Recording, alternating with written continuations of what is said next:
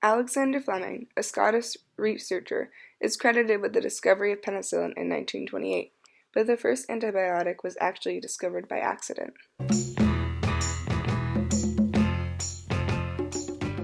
It was often said that Fleming was a careless technician. While experimenting with the influenza virus in London, he returned from a 2-week-long vacation back to the laboratory. Fleming returned to find that mold had developed on an accidentally contaminated Staphylococcus culture plate. Upon examination of the mold, he noticed that the culture prevented the growth of staphylococci. Fleming continued to test and do experiments to understand why the new mold had stopped the growth of Staphylococcus. It turned out that the mold was releasing a compound that could kill bacteria in an attempt to have more space to grow and more nutrients to itself. In an article, Fleming described the colony as a fluffy white mass which rapidly increased in size and after a few days sporulates and changes color from dark green to black to bright yellow. Fleming also said, "One sometimes finds what one is not looking for. When I woke up at dawn at September 28, 1928, I certainly didn't plan to revolutionize all medicine by discovering the world's first antibiotic or bacteria killer, but I guess that's exactly what I did." Though penicillin would eventually be used to cure everything from blood poisoning, from minor injuries to pneumonia to rheumatic fever, Fleming's 1929 published study focused mainly on the antibiotic's possible utility for bacteriologists. Penicillin made a difference during the first half of the 20th century. The first patient was successfully treated for Staphylococcus septima in the United States in 1942. However, supply was limited and demand was high in the early days of penicillin. Penicillin helped reduce the number of deaths and amputations of troops during World War II. According to records, there were only 400 million units of penicillin available during the first 5 months of 1943. By the time World War II ended, U.S. companies were making 650 billion units a month.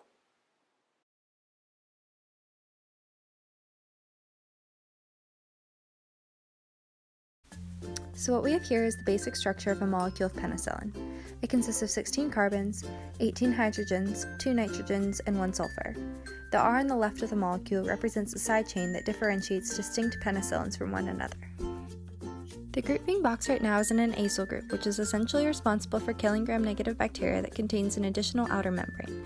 The beta-lactam ring, however, kills off gram-positive bacteria due to its specific structure that we will look at more closely in just a moment.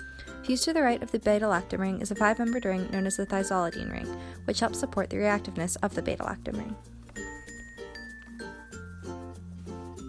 The beta-lactam ring consists of an amide functional group, a double-bonded oxygen, and 3 carbons. This ring is the main component of penicillin that is responsible for killing gram-positive bacteria. As shown here, the rings appear to be in the formation of a square. However, the hybridization of the carbons differ from one another. The top 2 carbons have an sp3 hybridization, while the bottom carbon has a hybridization of sp2. This causes an imbalance between the angles that form and puts a lot of tension on the ring. Eventually, the bond between the bottom carbon and the nitrogen breaks, and it is this broken bond that then supports penicillin's antibacterial activity. Now, penicillin is considered an irreversible enzyme inhibitor, which essentially means that it is a molecule that binds to an enzyme and limits or stops its activity. If we consider a gram-positive bacterial cell, there is a cell membrane that protects the inside. What is referred to as the building block of this membrane is known as peptidoglycan. Peptidoglycan is a polymer consisting of sugars and amino acids that not only provides a strong structure for the outside of the bacterial cell, but assists in binary fission, which is how bacteria reproduce. In order for bacteria to multiply, the cell membrane is continuously broken and therefore needs to be repaired. This is where the enzyme DD transpeptidase comes into play. DD transpeptidase cross-links the peptidoglycan so that there are no longer any holes or breaks in the cell membrane. Therefore, the beta-lactam ring, which now contains an unbonded carbon, attaches to the DD transpeptidase enzyme that it inhibits, destroying the makeup of the bacteria's cell membrane. This eases the tension within the ring and gives the nitrogen a negative formal charge. The bacteria cell, however, cannot repair its membrane without the assistance of the DD transpeptidase and begins to flood. Eventually, the cell bursts and penicillin successfully kills the gram-positive bacteria.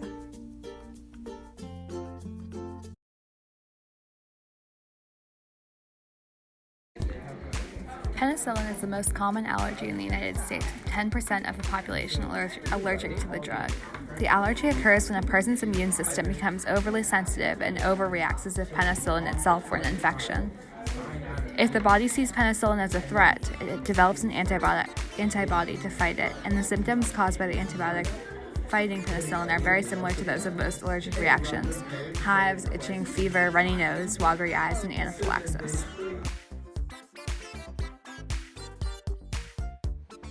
Well, I used to be allergic to it, so when I was born, they were giving it to me to try to so that I could form heart valves and stuff. And then I had an allergic reaction and I started swelling up.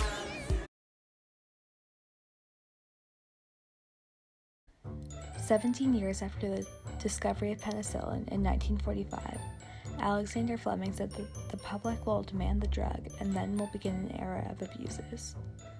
Penicillin has saved millions of lives over its decades of use, but Fleming correctly said that overuse of antibiotics creates huge problems. You may have heard about the problem in the context of more recent cases, but it actually started back in Fleming's time. In 1940, scientists discovered a strain of E. coli that could produce an enzyme called penicillinase that could disable penicillin from killing the bacteria like it normally would. 2 years later, hospitals found 4 strains of Staphylococcus aureus that were also resistant to penicillin. These strains continued to spread without interference because there was no medication at the time that could stop them. In the 1960s, methicillin, another antibiotic, was synthesized and treated Staphylococcus aureus, but after 20 years, 29% of the Staphylococcus aureus cases in the United States hospitals were resistant to methicillin too. Over 150 different antibiotics have been discovered and put into use since penicillin, and the majority have some strain of bacteria become resistant to them. Strains that become more and more resistant to different and stronger antibiotics are called superbugs and are considered a large risk to public health. Antibiotics have no effect, so there are few options for a course of treatment as these strains spread throughout the population. There are initiatives now to reduce antibiotic use, except where it is actually medically necessary to prevent bacteria from forming resistance when a person does not really need antibiotics.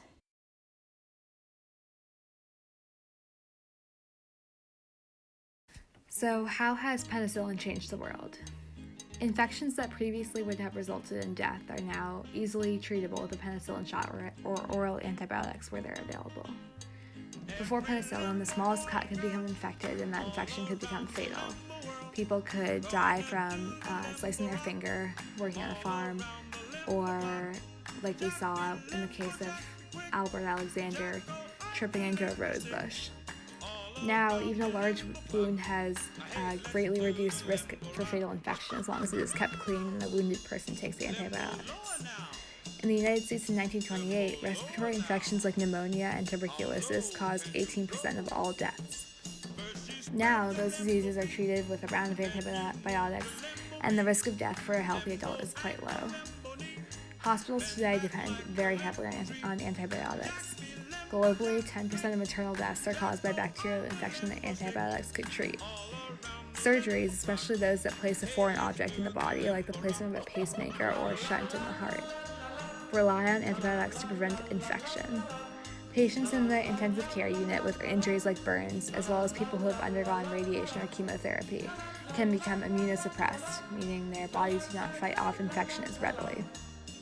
They also rely on antibiotics to prevent infection from worsening their illness. It's estimated that penicillin has saved 200 million lives over the past near century. But as we continue to save lives with it, we have to be aware of a larger problem of antibiotic resistance.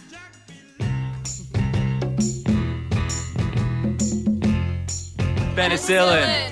Penicillin. Penicillin. Penicillin. Penicillin! Penicillin. Penicillin. Penicillin. Penicillin. Penicillin.